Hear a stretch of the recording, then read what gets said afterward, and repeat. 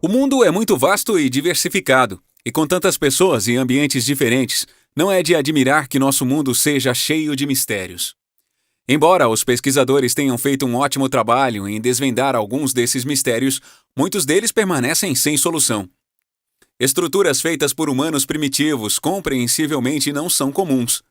Anos de desgaste, bem como danos intencionais ao longo dos séculos, significam que muitos dos humildes artefatos de nossos ancestrais se perderam no tempo. Por causa disso, você pode se surpreender ao saber de uma estrutura supostamente feita pelo homem, da qual você nunca ouviu falar.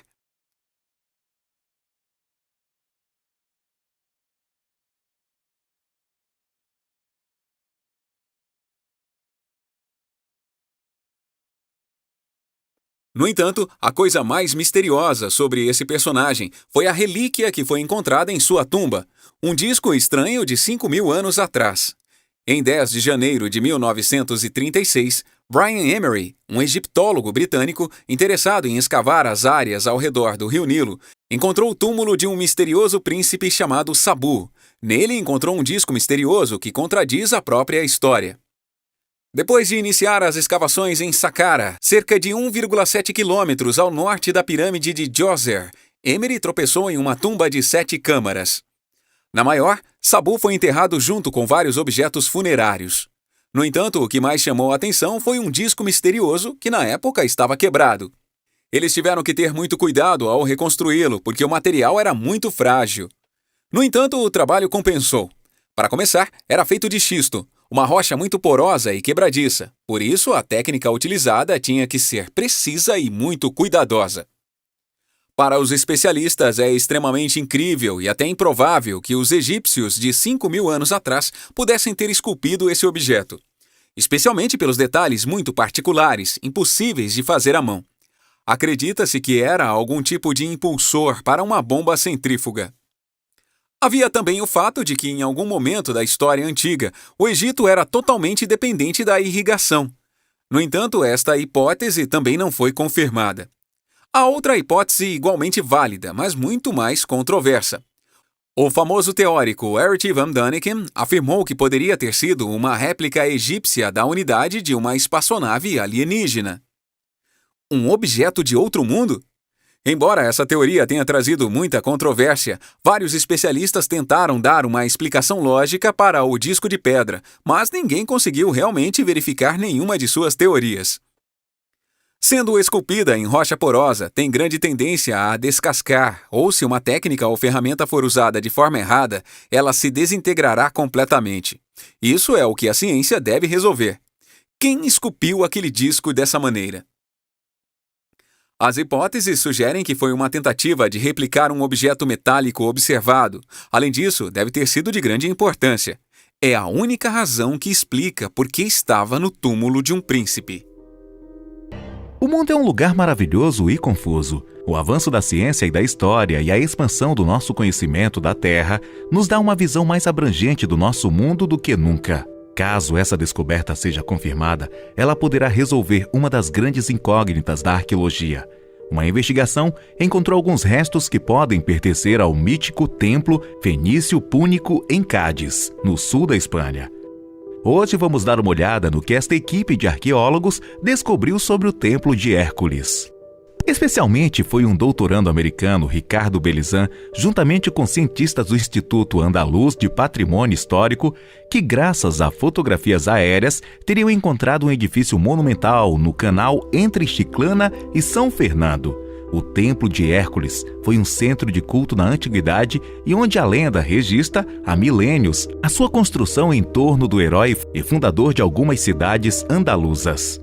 Assim, o templo teria sido construído por volta do século XIX a.C. e foi visitado, entre outros, por Júlio César, que chorou inconsolavelmente diante de uma apresentação de Alexandre o Grande ou do conquistador cartaginês Aníbal Barca, que veio a confiar-se ao divindade antes de uma campanha militar. O historiador Antônio Pons, em 1974, disse: quem sabe até onde a terra se estendia para o mar ao longo da faixa sul E quantos espaços dessas terras podem ter sido mar, principalmente no que hoje é chamado de pântanos? Assim, foi vital que fontes antigas, achados arqueológicos do passado e dados do modelo digital do território fornecido pelo Instituto Geográfico Nacional e seus estudos resolvam a descoberta do edifício, que é uma grande marca retangular em Sancti Petri, que se enquadraria nos vestígios do templo mítico.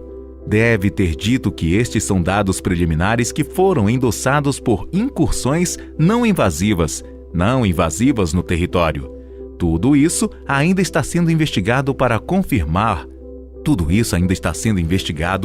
confirmá-lo e se tornar uma das descobertas mais importantes do ano.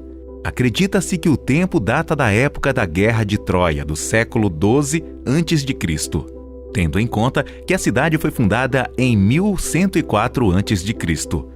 O próprio geógrafo grego Estrabão escreveu sobre isso na Geografia do século I a.C., narrando como as fenícias fundaram Gadeira e que vieram de Tiro, onde Gadeira seria um conjunto de ilhas e o santuário ficava na parte oriental. Hércules nada mais seria do que a transformação em mito de Melcarte, o mítico fenício que chegou a estas margens e que, deformado pelo tempo, lhe seria atribuído como herói. Disse que o templo tinha algumas esculturas esculpidas em bronze e vários edifícios, em pátio central, e a imagem do deus do templo, onde havia um caldeirão em que o fogo estava sempre aceso e onde só os sacerdotes podiam aceder. O historiador Políbio, do século II a.C., também fala dos poços do templo, documentando claramente a sua existência. Estranhamente, estátuas em todo o mundo parecem estar segurando esse objeto. Algo semelhante é encontrado na escultura indonésia. Os teóricos perguntam como os símbolos da bolsa se tornaram um fenômeno mundial e o que esses antigos fizeram com eles. No entanto, também foi argumentado que, mesmo que seja uma mala, por que provar que é uma viagem no tempo? Mesmo naqueles dias, fazer uma carteira não era particularmente difícil. Foi apontado que eles podem estar segurando bolsas. Então, hoje vamos rever essas evidências e discutir sobre essa bolsa e outros mistérios antigos e atuais. Um dos símbolos mais misteriosos encontrados em esculturas antigas é uma imagem que se parece muito com uma bolsa. Essa bolsa aparece nas obras representativas dos sumérios, turcos, maores da Nova Zelândia e no artesanato feito pelos Olmecas da América Central. A questão é: qual é esse símbolo misterioso que pode ser encontrado em todo o mundo antigo? Uma possível teoria para a difusão dessa imagem é sua representação simples e direta do universo. Nas culturas antigas, figuras circulares eram associadas a conceitos de espiritualidade, não de matéria, enquanto figuras quadradas eram associadas a conceitos de terra e matéria.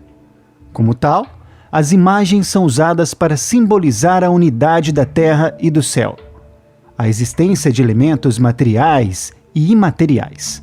Uma das primeiras bolsas pode ser vista no local de Göbekli Tepe, no topo das montanhas no sudeste da Turquia. Em outros lugares, imagens das bolsas são mostradas junto com muitas semelhanças, uma feita pelos assírios no antigo Iraque e outra pelos Olmecas na antiga Mesoamérica. Outro exemplo de uma foto de bolsa vintage está na Nova Zelândia. Uma lenda maori fala de um herói que embarcou na casa dos deuses e voltou à terra com 3 cestos cheios de sabedoria. Assim, como a bolsa Göbekli Tepe, a bolsa maori simboliza adoração e gratidão pelo conhecimento divino. Também nos hieróglifos egípcios, você pode ver imagens semelhantes à bolsa.